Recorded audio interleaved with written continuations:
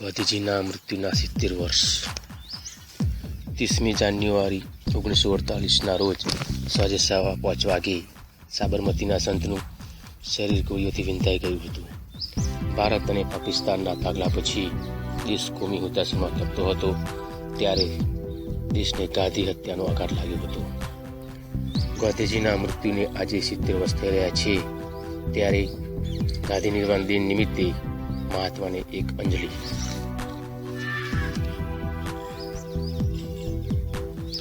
ગાંધીજન જુગતરામ દવેએ તેમના એક પુસ્તકમાં લખ્યું છે કે હે પ્રભુ, મોત આપે તો એવું આપજે કે એક હાથમાં રેટિયાનો હાથ હોય, બીજા હાથમાં પૂણી રહી હોય ને આંખો મીંચાઈ જાય એવી પ્રાર્થના ગાંધીજી કરતા હતા. ગાંધીજીને પોતાનો રેડિયો ખૂબ જ પ્રિય હતો. રેડિયો કાતવો એવું જેમને વ્રત હતું. ગમે તેવું કામ હોય તો પણ ગાંધીજી રેડિયો કાત્યા વિના રહેતા નહીં. 78 વર્ષે ગોળીઓથી વિંધાયેલા મહાત્મા ગાંધીની ઈચ્છા 125 વર્ષ જીવવાની હતી.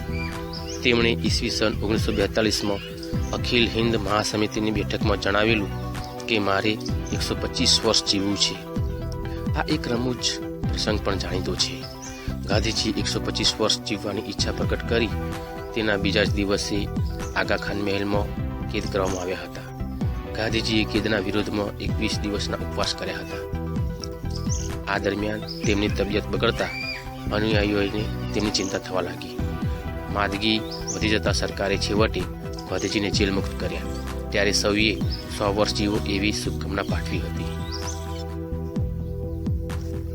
ગાંધીજી ભારતમાં સ્વદેશી અને ખાદીના પ્રચાર માટે ભારતભરમાં ફરતા હતા. તેમણે દક્ષિણ ભારતના અનેક ગામોની મુલાકાત લીધી હતી. ઈસવીસન 1926 થી 27માં કાકા સાહેબ કાલેલકરે નોંધ્યું છે કે દક્ષિણની ખાદી યાત્રા પૂરી કરી બાપુ ઓરિસ્સાના ઇન્ટામારી નામના એક ગામમાં ગયા. બાપુએ ભાષણ આપ્યું. પછી લોકો જાત જાતની ભેટ લઈને આવ્યા. કોઈ કોળું લાવ્યા તો કોઈ બીજોરું લાવ્યા, કોઈ વેંગણ તો કોઈ જંગલની ભાજી લાવ્યા. કેટલાકે તો પોતાના ચિંથરામાંથી છોડીને પૈસા પણ આપ્યા. હું એ પૈસા ભેગા કરતો હતો ત્યારે પૈસાના કારથી મારા હાથ લીલા થઈ ગયા હતા. મેં બાપુને મારા હાથ બતાવ્યા.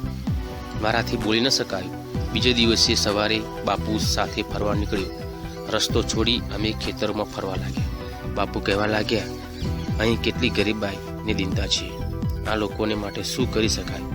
મને એમ થાય છે કે મરણની ઘડી આવે ત્યારે અહીં ઓરિસ્સામાં આવી આ લોકો વચ્ચે મરું. કંઈ નહીં તો તે વખતે જેવું મને મળવા આવશે ત્યાં લોકોની કરુણ દશા તો જોશે. ગાંધીજીની હત્યા થઈ તે પછી ગાંધીજીના સાથીઓ પૈકી સૌથી પહેલા આવનાર સરદાર પટેલ હતા. સરદાર તેમની નજીક બેસી ગયા. તેમની નાડી જોઈને માન્યું કે હજી તે મંદ મંદ ચાલે છે.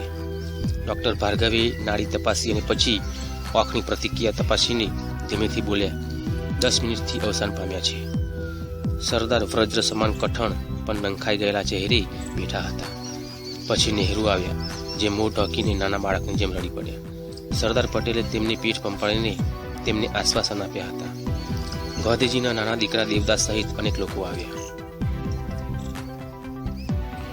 ગાંધીજીએ 29મી જાન્યુઆરી 1948ની છેલ્લી રાત્રિએ માથામાં તેલ માલિશ કરનારા એક સેવકને કહેલું કે જો હું રોગથી મરું કે નાની ફોડકીથી મરું તો દુનિયાની પોકારીને કહેજો કે આ દંભી માણસ હતો.